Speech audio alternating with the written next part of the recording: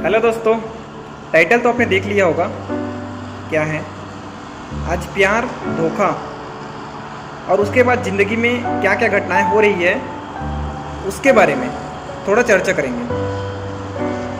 मैं जो हूँ अपने आसपास जो घटनाएं घटित हो रही है उसके अकॉर्डिंग मैं अपने विचार व्यक्त करूँगा आपको। एक लड़का जो है वो 3-4 लड़कियों से प्यार करता था। प्यार नहीं करता था, वो 3-4 लोगों को चला रहा था एक साथ। ठीक है। अब क्या हुआ, एक लड़की को यूज करने के बाद उसको छोड़ देना, फिर दूसरे के साथ सेटिंग हो जाना, फिर उसको यूज करना, फिर छोड़ देना, या फिर किसी लड़की को ब्लॉक कर देना। तो ये उसका प्रोफेशन चलता था, ये चल रहा था। लेकिन एक ऐसा वाक़या आया कि उसको एक लड़की से सीरियस प्यार हो गया। अब उस लड़की के साथ इसका प्रेम चल रहा था, बहुत दिन तक चला। बहुत दिन तक इन लोग एंजॉय भी किए, घूमे फिरे, मस्ती किए।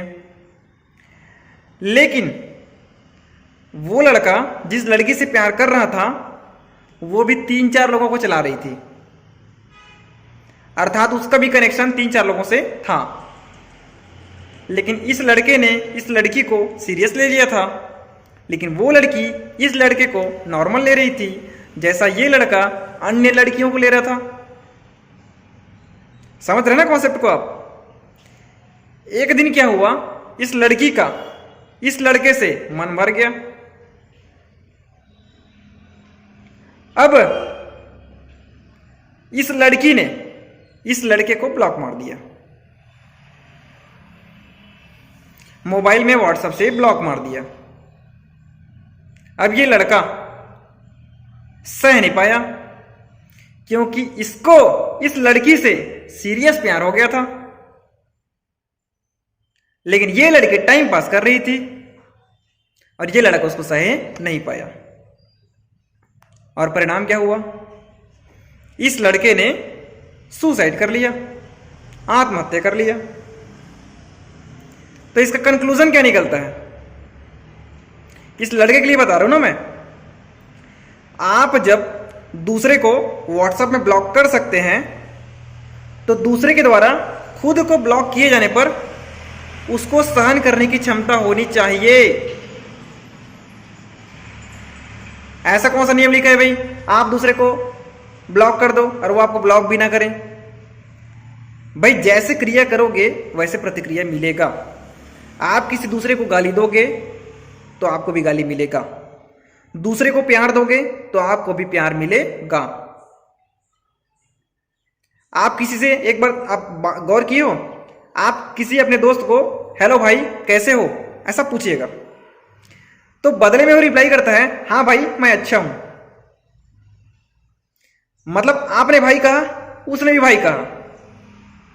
इसी स्थान पर आप किसी को ये बोलना कैसे बे, कैसा है तू, तो वो बोलेगा हाँ बे अच्छा हूं मैं, ऐसा बोलेगा। ये हमारे आसपास घटित होता है। हम बहुत सारी चीजों को नजरअंदाज कर देते हैं, लेकिन जैसा हम करते हैं वैसा ही हमको मिलता है। जैसा आप बोओगे वैसा ही काटोगे। दूसरे को 2 थप्पड़ तभी मारो जब खुद में 2 थप्पड़ खाने की क्षमता हो, और दूसरे को गाली तभी दो जब खुद में गाली खाने की क्षमता हो। इसका मोरल यही निकलता है। तो इस लड़के को कायदे में सहनशीलता की जो क्षमता है वो होनी चाहिए थी, क्योंकि इसने भी कई लड़कियों को धोखा दिया था। अब वो लड़कियां भी सुसाइड कर लेंगी तो फिर तो हो गया कबाड़ा। तो प्यार में इन सब चीजों को ध्यान में रखना बहुत जरूरी है। आपको मेंटली स्ट्रांग होने की आवश्यकता है। आज का प्यार प्यार नहीं रह गया है, आज का प्यार जो है वो टाइम पास हो गया है। आपको एक और वाक्य बताता हूं मैं। एक लड़की थी, वो दिन में 10 से 12 घंटे पढ़ती थी, बहुत पढ़ाई करती थी। लेकिन एक लड़के ने उससे फ्लर्ट किया। फ्लर्ट करने के बाद इस लड़की को उस लड़के से प्यार हो गया। दिन रात उसी के बारे में सोचना, उसी से बातें करना, ये इसका चल रहा था। मतलब उसी के बारे में सोचना, विचार करना, और पढ़ाई जो है वो एक साइड हो गया। ठीक है, पहले 10 से 12 घंटा पढ़ा करती थी, लेकिन अब वो जो टाइम है कम हो गया, टाइम पीरियड कम हो गया, अधिकतर उसके बारे में सोचना, ये सब हो गया। लेकिन एक समय के बाद उस लड़के ने बोला कि वो तो जस्ट फ्लर्ट कर रहा था, अभी बस एक टाइम पास था। अब लड़की ने उसको सीरियस ले लिया था, लेकिन लड़के ने तो मना कर दिया आगे बढ़ने से। अब लड़की डिप्रेशन में आ गई भाई, 1-2 साल तक डिप्रेशन में रही। उसके बाद कई लोगों से मिलने के बाद, विचार विमर्श करने के बाद उसका माइंड फ्रेश हुआ। उसको समझ में आया कि जिंदगी यहीं नहीं रुकी है, हमें जिंदगी में आगे बढ़ना है। इस प्रकार से छोटे मोटे प्रॉब्लम्स आते हैं लाइफ में, उसको काट कर, उसको पार करके हमें जिंदगी में आगे बढ़ना है। इस लड़की को वो बात समझ में आ गई। अब वो लड़की 8 से 10 घंटे या फिर 10 से 12 घंटे जो भी है, अपना शेड्यूल को फिर से बना ली है। तो जीवन में इस प्रकार से प्रॉब्लम्स आती है, उसको हमें फाइट करना होता है और आगे बढ़ना होता है। अब इस कहानी का निष्कर्ष क्या निकलता है? निष्कर्ष ये निकलता है कि हमारे साथ जब कुछ घटना होता है तो उसके लिए हम 1 से 2 साल डिप्रेशन में ना जाए। इस बात को समझे कि समस्या का आना और जाना लगा रहता है। 1 से 2 दिन टेंशन में हो तो कोई बात नहीं है, अपने परिचितों से मिले, लेकिन 2 से 4 दिन के अंदर अपने दिमाग को फ्रेश करो और अपने कर्म में लग जाओ, अपने काम में लग जाओ। नहीं तो फिर आपका लंबा समय जाएगा। ये लड़की फिर से आई, मैदान में आई, युद्ध के मैदान में आई, फिर से लड़ना शुरू की, फिर से पढ़ना शुरू की, लेकिन उसका 2 साल वेस्ट गया। तो 2 साल में उसने जो अनुभव लिया उसको वो 1 से 2 दिन में ले सकती थी।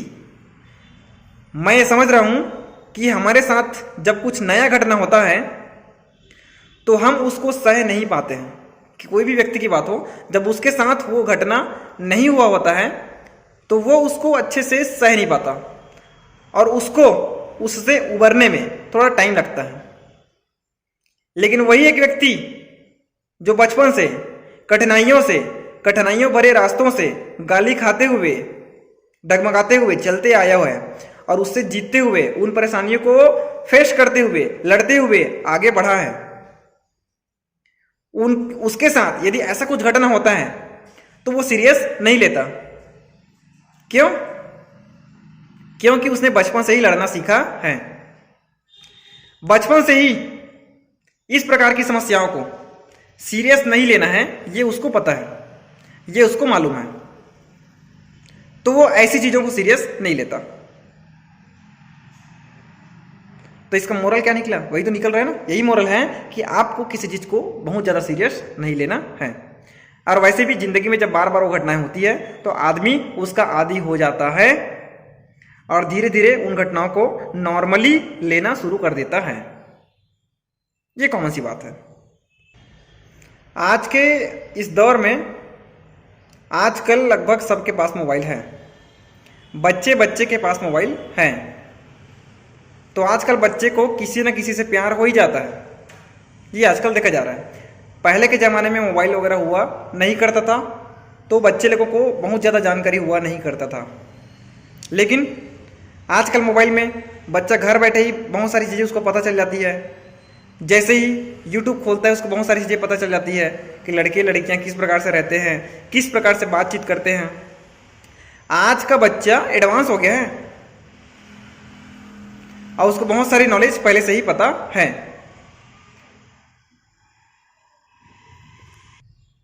तो माँ बाप को भी इस बात का ध्यान रखना चाहिए कि बच्चा मेंटली स्ट्रांग रहे। यदि कोई प्रॉब्लम्स आ रही है तो वो जो प्रॉब्लम्स हैं उसको मम्मी पापा से शेयर करें। माँ बाप को बहुत ज्यादा स्ट्रिक्ट नहीं होना चाहिए, बच्चों से दोस्ती भी होनी चाहिए, ताकि बच्चे के जीवन में क्या घटित हो रहा है, यदि बच्चा कोई समस्या में है तो कम से कम उस बात को अपने मम्मी पापा को बता सके। ऐसा ना हो कि उस बच्चा को, वो जो बच्चा है वो मानसिक तनाव में है और वो मानसिक तनाव को बार बार सोच सोच के वो जो समस्या है, वो जो प्रॉब्लम्स है, उसको सोच सोच के वो बड़े वाले प्रॉब्लम्स में चला गया और इसी समस्या के चक्कर में उसने कुछ गलत कदम उठा लिया। तो ये चीज ना हो, तो मेरा ये विचार है कि माँ बाप को थोड़ा सा स्ट्रिक्ट तो होना ही चाहिए, लेकिन थोड़ा सा नरम दिल भी होना चाहिए। जब बच्चा अच्छा काम करेगा तो तारीफ भी करो और बुरा काम करेगा तो डांटना भी है, लेकिन हमेशा डांटना भी नहीं है और हमेशा ज़्यादा प्यार भी नहीं करना है। जीवन में संतुलन बना के चलना है। मैं हमेशा बोला हूं कई बार कि जीवन में आपको संतुलन बना के चलना है। अच्छाई बुराई जैसे भी हो, संतुलन होना चाहिए। डांटना है, प्यार करना है, संतुलन बना के चलो। जीवन जीना है, वहां भी आपको संतुलन बना के चलना पड़ेगा। यदि आपकी शादी हो गई है तो पत्नी को भी देखना है, सासू और उधर से अपनी मम्मी को भी देखना है, संतुलन बना के चलना पड़ेगा। कोई भी तरफ एक पलड़ा भारी हुआ तो जीवन में समस्याएं आ सकती है।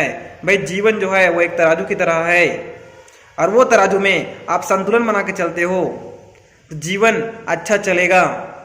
अब एक तरफ पलड़ा भारी हुआ, एक तरफ हल्का हुआ तो जीवन में समस्याएं आना शुरू हो सकती हैं। तो ये मेरे पर्सनल विचार थे जो मैंने आपके साथ साझा किया और मुझे ऐसा लगा कि ये विचार मुझे साझा करना चाहिए।